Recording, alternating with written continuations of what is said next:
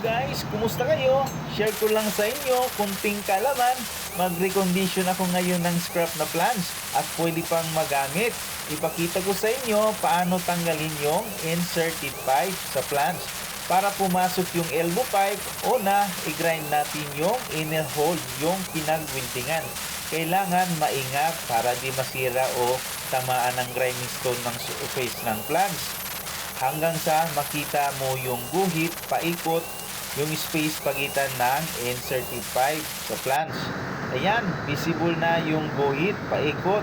Pwede mo na siya gamitan ng chisel and hammer para lumabas yung insert pipe.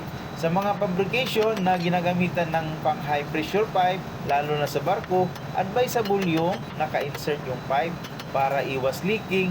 Standard yan para sa mga kabarko na wala pang idea, nag-umpisa pa lang ng experience, dagdag kalaman ito para sa inyo.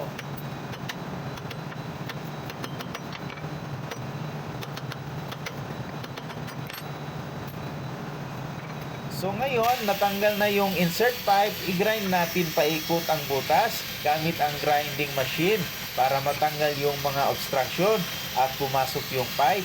Thank you for watching. Hanggang sa muli, maraming salamat. God bless sa ating lahat.